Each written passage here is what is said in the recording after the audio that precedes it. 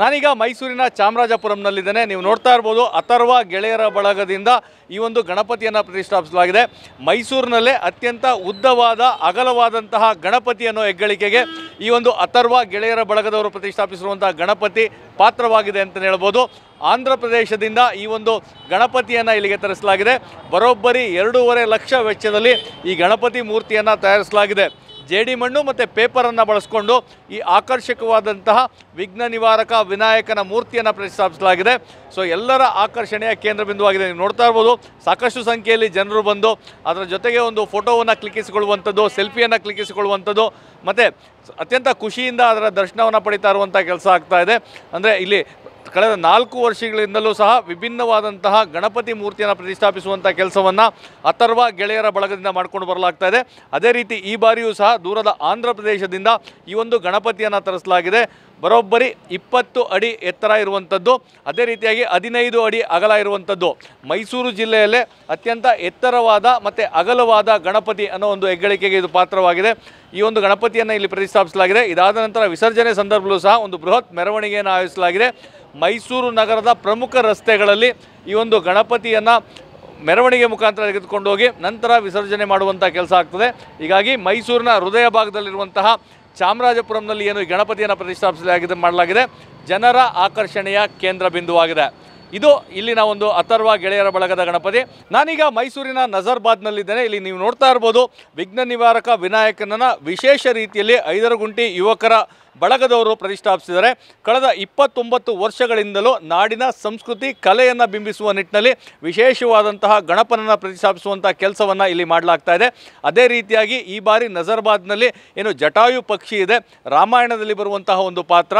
ಸೀತಾಪಹರಣ ಸಂದರ್ಭದಲ್ಲಿ ರಾವಣ ತನ್ನ ಪುಷ್ಪಕ ವಿಮಾನದಲ್ಲಿ ಸೀತೆಯನ್ನು ಅಪಹರಣ ಮಾಡಿ ಲಂಕೆಗೆ ಕರೆದುಕೊಂಡು ಹೋಗುವಂಥ ಸಂದರ್ಭದಲ್ಲಿ ಮಾರ್ಗ ಮಧ್ಯದಲ್ಲಿ ಅದನ್ನು ತಡೆದು ಸೀತೆಯನ್ನು ರಕ್ಷಣೆ ಮಾಡಲಿಕ್ಕೆ ಜಟಾಯು ಪಕ್ಷಿ ಸಾಕಷ್ಟು ಹೋರಾಟವನ್ನು ಮಾಡ್ತದೆ ಮತ್ತು ತನ್ನ ಪ್ರಾಣವನ್ನೇ ಬಲಿದಾನವಾಗಿ ಮಾಡ್ತದೆ. ಆ ಒಂದು ಕಥೆಯನ್ನು ಬಿಂಬಿಸುವ ನಿಟ್ಟಿನಲ್ಲಿ ಆ ಜಟಾಯು ಪಕ್ಷಿಯ ಸಂಪೂರ್ಣವಾದಂಥ ಆಕಾರವನ್ನು ಮಾಡಿ 2 ರೆಕ್ಕೆಗಳನ್ನು ಅಗಲಿಸಿರುವಂಥದ್ದು ಮತ್ತು ತನ್ನ ಕಾಲುಗಳಲ್ಲಿ ಅಂದರೆ ಅದರ ಕಾಲುಗಳಲ್ಲಿ ಗಣಪತಿಯನ್ನು ಎತ್ತಿ ಹಿಡಿದಿರುವಂಥದ್ದು. ಈ ಒಂದು ಚಿತ್ರಣವನ್ನು ಕಲಾವಿದನ ಕೈಯಲ್ಲಿ ಆಕರ್ಷಕವಾಗಿ ಮೂಡಿಸುವಂಥ ಕೆಲಸವನ್ನು ಇಲ್ಲಿ ಮಾಡಲಾಗಿದೆ. ಅಂದರೆ ಗಣಪತಿಯ ಪ್ರತಿಷ್ಠಾಪನೆ ಅನ್ನೋದು ನಮ್ಮ ಸಂಸ್ಕೃತಿಯ ಭಾಗ. ನಮ್ಮ ಸಂಸ್ಕೃತಿಯ ಭಾಗವನ್ನು ಎಲ್ಲರಿಗೂ ಪರಿಚಯ ಮಾಡಬೇಕು ಅನ್ನೋ ನಿಟ್ಟಿನಲ್ಲಿ ಈ ಒಂದು ಐದರಗುಂಟಿ ಯುವಕರ ಬಳಗದವರು ಪ್ರತಿ ವರ್ಷವೂ ಸಹ ಏನು ವಿಶೇಷವಾಗಿ ಗಣಪತಿಯನ್ನು ಪ್ರತಿಷ್ಠಾಪಿಸ್ತಾರೆ. ಅದೇ ನಿಟ್ಟಿನಲ್ಲಿ ಈ ಬಾರಿಯೂ ಸಹ ಗಣಪತಿಯನ್ನು ಪ್ರತಿಷ್ಠಾಪಿಸುವಂಥ ಕೆಲಸವನ್ನು ಮಾಡಿದರೆ ಅದ್ಧೂರಿಯಾದಂಥ ಕಾರ್ಯಕ್ರಮಗಳನ್ನು ನೆರವೇರಿಸುವಂಥದ್ದು ಮತ್ತು ಜನರಿಗೆ ಜಾಗೃತಿ ಮೂಡಿಸುವಂಥ ಕೆಲಸವನ್ನು ಮಾಡಿದ್ದಾರೆ.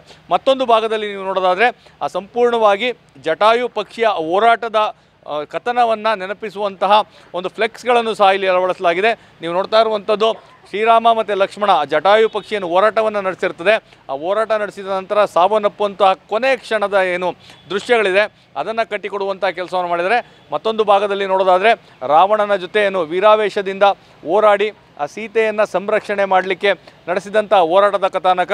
ಹೀಗೆ ಸಂಪೂರ್ಣವಾಗಿ ಆ ಒಂದು ಸಂದರ್ಭದಲ್ಲಿ ರಾಮಾಯಣದ ಕಥಾನಕವನ್ನು ಚಿತ್ರಿಸಿ ಅದನ್ನು ಇಲ್ಲಿಗೆ ಬರುವಂತಹ ಭಕ್ತರಿಗೆ ತಿಳಿಸುವಂಥ ಕೆಲಸವನ್ನು ಮಾಡಲಾಗಿದೆ. ಹೀಗಾಗಿ ನಜರ್ಬಾದ್ನಲ್ಲಿ ಪ್ರತಿಷ್ಠಾಪಿಸಿರುವಂಥ ಈ ಒಂದು ಗಣೇಶ ಎಲ್ಲರ ಗಮನವನ್ನು ಸೆಳೀತಾ ಇದೆ. ಪ್ರತಿ ವರ್ಷವೂ ಸಹ ಒಂದು ನಮ್ಮ ಸಂಸ್ಕೃತಿಯನ್ನು ಬಿಂಬಿಸುವಂಥ ಕೆಲಸವನ್ನು ಮಾಡ್ತಾ ಇದ್ದಾರೆ. ಆಯೋಜಕರು ನಮ್ಮ ಜೊತೆಗಿದ್ದಾರೆ. ಸಾಮಾನ್ಯವಾಗಿ ಗಣಪತಿಯ ಪ್ರತಿಷ್ಠಾಪನೆ ಅಂತ ಹೇಳಿದರೆ ಬಾಲಗಂಗಾಧರ ತಿಲಕರ ಕನಸು.